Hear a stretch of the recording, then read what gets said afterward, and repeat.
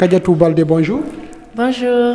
Kadiatou Baldé, vous êtes la Miss Guinée au Sénégal et 2023, c'est ça? C'est 2022-2023. 2022-2023. Exactement. Et Kadiatou Diallo, dites-nous un peu votre parcours en Guinée avant de rejoindre le Sénégal. Voilà, moi je suis née ici, à La Baie. J'ai grandi ici où j'ai fait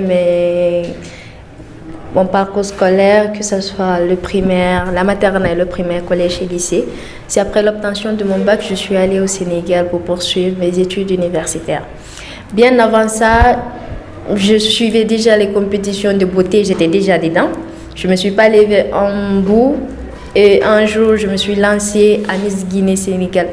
Bien avant, j'étais dans l'agence Arnafa Guinée, que je remercie très sincèrement. Arnafa Guinée, j'ai intégré grâce à Sadika et mon cousin Kazaliou qui m'ont vu à Miss Boro en 2019. J'avais représenté mon école Yassine Diallo, que je n'ai pas gagné. Miss Boro, je n'avais pas gagné, j'étais sortie 4e. Après, Sadika m'a vu, il m'a dit écoute, viens dans mon agence et on va essayer de travailler ensemble. Je suis restée 2 ans ou 3 ans.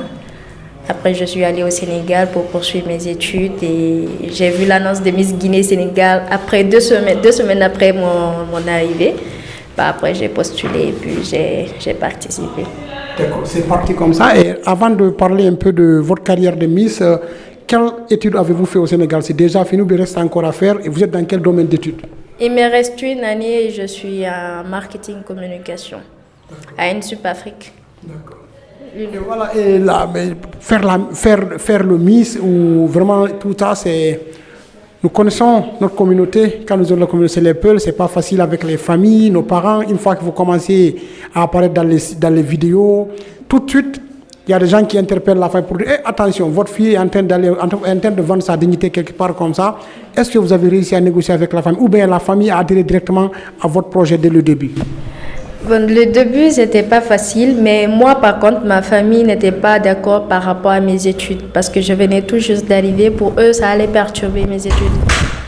C'est vrai qu'avec notre société, c'est un peu compliqué, mais c'est aussi normal parce que nous sommes dans une société assez conservatrice.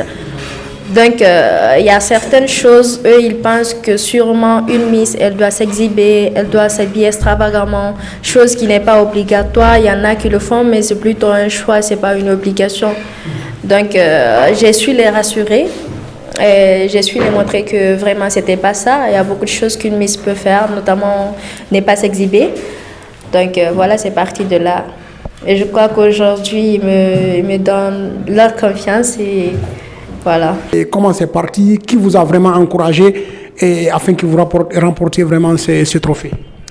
Pour un début, c'était ma soeur et mes proches. Parce qu'au début, comme je viens de le dire, avec la famille, c'était vraiment compliqué. Mais eux, ils ont toujours été là pour moi. Ils m'ont dit, écoute, lance-toi, tu es assez mature, tu es assez grande, c'est toi qui sais ce que tu veux faire. Donc, si tu es vraiment sûre de ce que tu veux, écoute, vas-y, lance-toi et puis tout le monde sera derrière toi. C'était en décembre, ça s'est fait. Normalement, la date au début était fixée pour le 26 décembre. Mais par après, pour des raisons d'ordre technique, ils ont repoussé la date pour le 26 janvier 2023. D'accord. Voilà. Et la compétition s'est passée comment? Kadiatou était là, c'était plusieurs jours, c'était une seule journée. Et il y avait, naturellement, à chaque fois qu'il y a élection Miss, naturellement on présente un projet, on parle d'un projet phare et tout.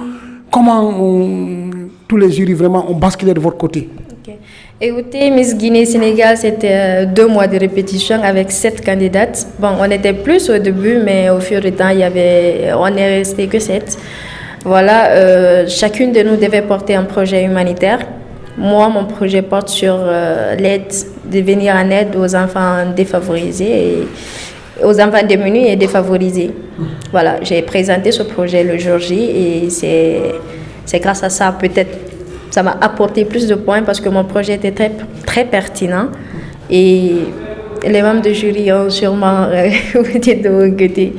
À part ça, le projet, il y avait beaucoup d'autres aspects, il y avait beaucoup d'autres critères, que ce soit de défendre le thème parce qu'ils avaient donné un thème, tu devais défendre ça.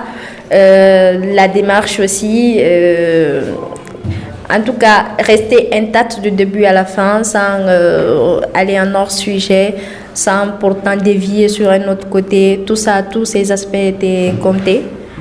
Donc, je suis restée intacte du début à la fin, d'après le jury. Voilà, et c'est ce qui m'a ramené la couronne aujourd'hui.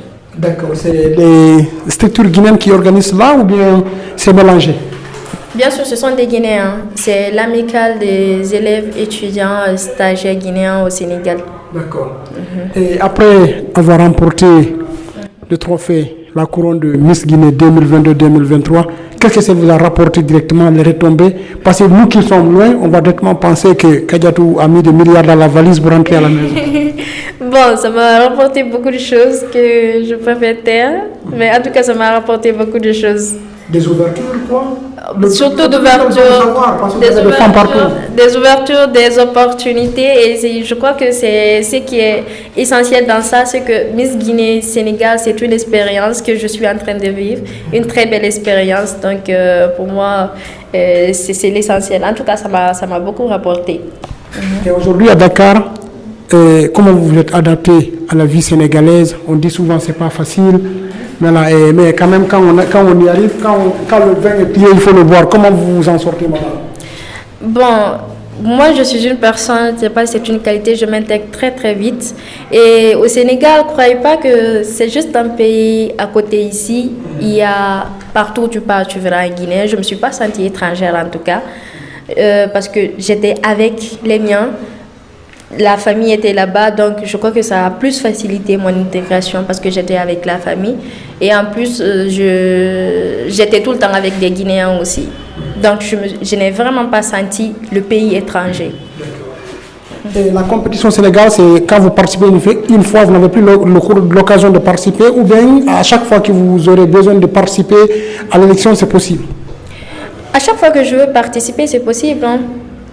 C'est possible de participer à d'autres compétitions. Il faut juste que ce soit une compétition qui va te bousculer encore plus haut, qui va te faire graver les échelons et c'est ça. Ils ne m'interdisent pas de ne pas participer à d'autres compétitions. Là, par exemple, c'est ma 2e année de mandat et je compte participer à une autre compétition très bientôt. Donc voilà. D'accord. Les Miss également des projets.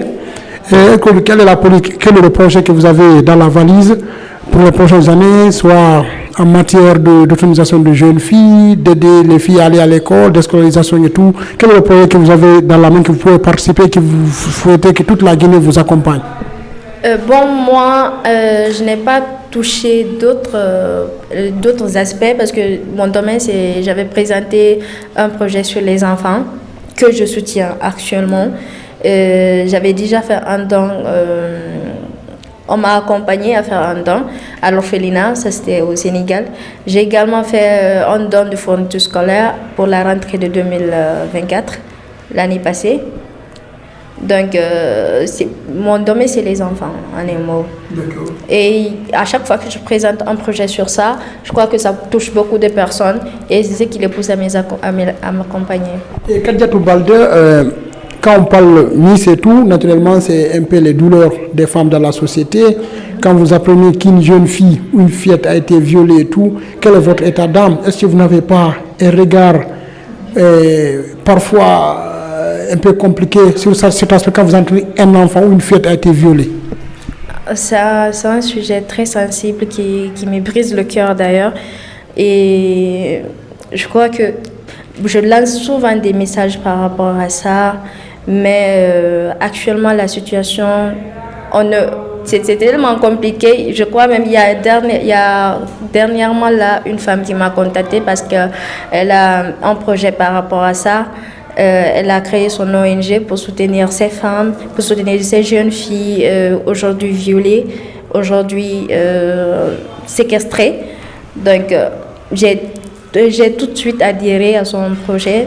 Et on est en train de travailler sur ça. C'est vrai qu'aujourd'hui, il y a beaucoup d'ONG qui soutiennent cette cause, même si ça n'a pas cessé, mais en tout cas, on est en train de combattre là-dessus. D'accord.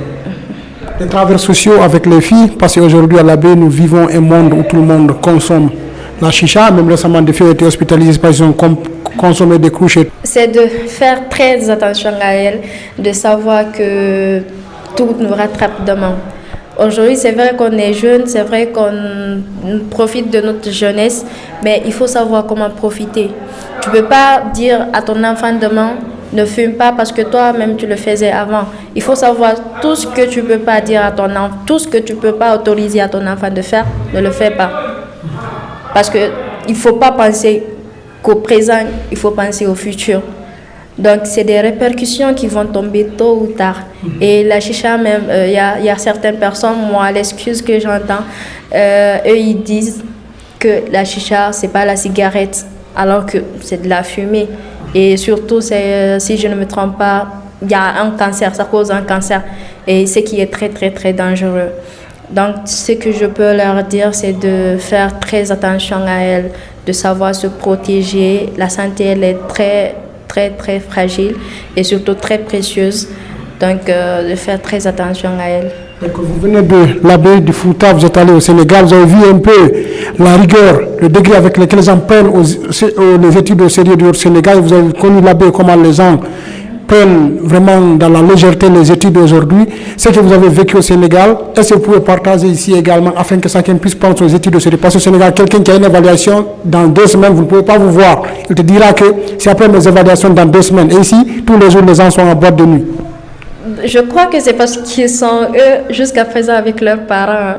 Parce que si tu es à Dakar, par exemple, tu as beaucoup de stress par rapport à tes études. Tu n'as pas maman qui est là pour te dire va réviser. Tu n'as pas papa pour te dire va réviser. Tu es seul avec ta conscience. Donc, il n'y a que ta conscience qui peut... C'est avec ta conscience que tu travailles. Donc, si toi, tu sais que demain, tu seras seul avec ta copie, parce que là-bas, il n'y a pas de tricherie. Hein. Tu es seul avec ta copie et toi seul sais ce que tu vas écrire. Et à la fin du semestre ou à la fin du mois, tu as des notes à envoyer aux parents. Et sans oublier que les parents ont mis des millions sur toi. On investit des millions. Donc, seule ta conscience peut te pousser à vraiment travailler. Ce que je peux dire aux jeunes qui sont là, c'est de redoubler d'efforts, même s'il y a certaines personnes qui sont là et qui travaillent vraiment. Il y a certaines personnes aussi qui sont là, mais qui négligent les choses.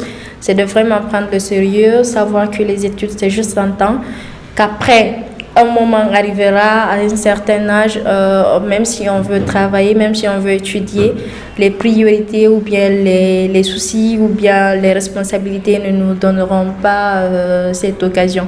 Donc c'est de profiter là maintenant quand on est jeune et d'étudier. D'accord. Est-ce qu'un jour vous comptez revenir en Guinée, participer à Miss Guinée et tenter même de représenter la Guinée au niveau mondial? Bien sûr, c'est un projet à long terme.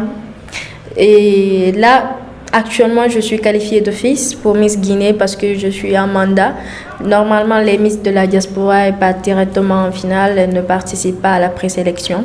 Donc, si maintenant, moi, je décide de participer à Miss Guinée, je pars directement en novembre à Conakry pour Miss Guinée. Mais je préfère d'abord me préparer pour ça. Ça viendra sûrement parce que moi je participe à Miss Guinée uniquement pour faire Miss Monde. Donc si je sais que je ne suis pas encore prête pour Miss Monde, je ne vais pas me lancer pour Miss Guinée. D'accord. Kadiatou Baldé, peut-être un message que vous voulez faire passer alors qu'on ne vous a pas posé une question, c'est maintenant. Bon, merci à vous déjà de m'avoir invité et merci aux téléspectateurs et merci beaucoup. Merci beaucoup. Courage. Merci à vous.